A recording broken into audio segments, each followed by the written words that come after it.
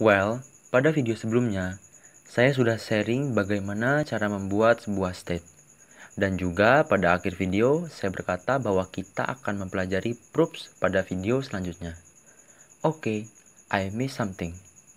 Sebelum kita menuju proofs, di sini saya akan sharing terlebih dahulu bagaimana cara merubah sebuah state. Kurang lebihnya seperti berikut.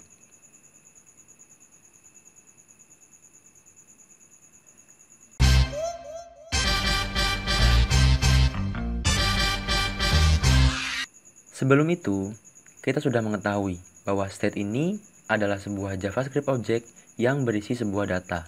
But, di sisi lain, state ini adalah data private, yang artinya state ini hanya bisa digunakan pada komponen tersebut, di mana data di dalam state tidak bisa diakses oleh komponen lain. Oke, langsung saja kita akan mencoba implementasi bagaimana cara merubah sebuah state. Oke, dan ini adalah project kita sebelumnya. Kita sudah membahas state, dan ini juga adalah tampilan di browser project kita sebelumnya. Nah, sekarang sebelum kita merubah state, kita akan rubah dulu nama filenya menjadi mydata. Nah, di sini nama filenya sudah berubah, dan di index.js-nya juga kita rubah URL-nya. Oke, di sini saya akan menambahkan value dalam state-nya, yaitu di sini saya akan menambahkan uang sama dengan 0.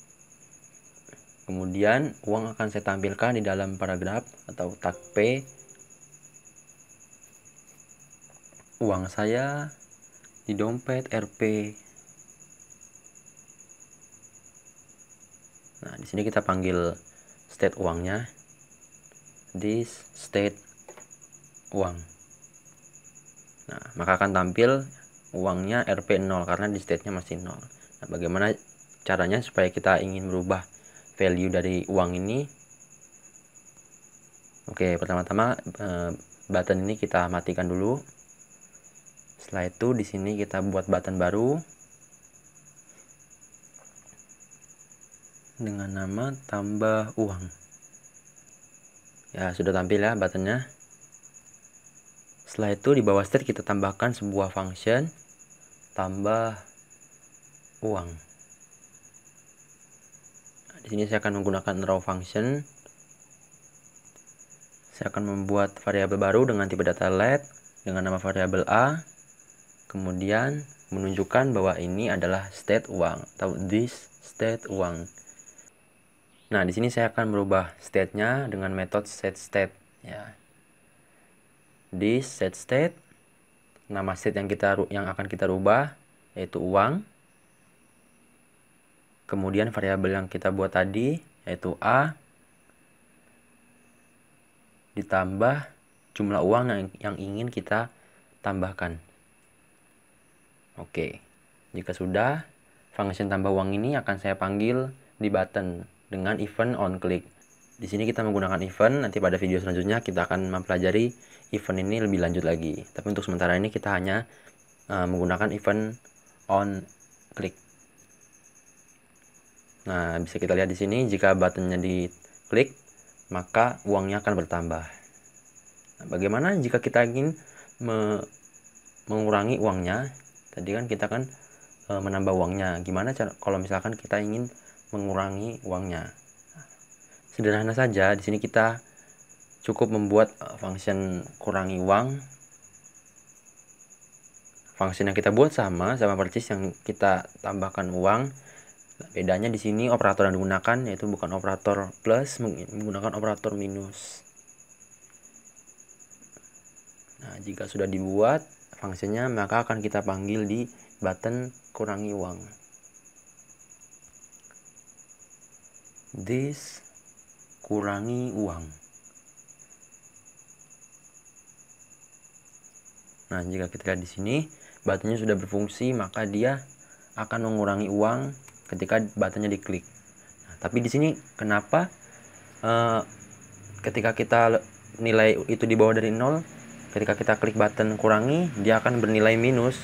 Bagaimana supaya tidak ada nilai minus? Ketika dia nilainya 0, maka dia akan berhenti mengurangi.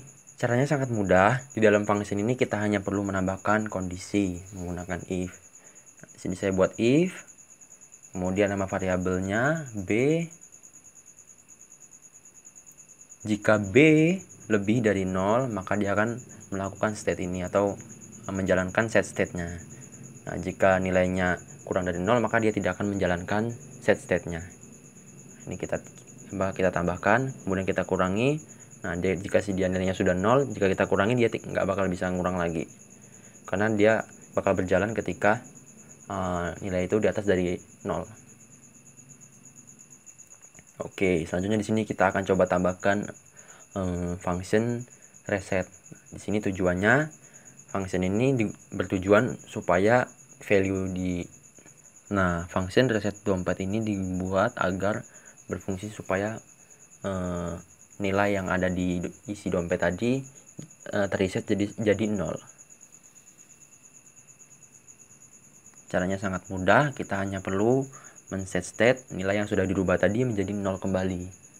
Kemudian function ini kita panggil di button reset.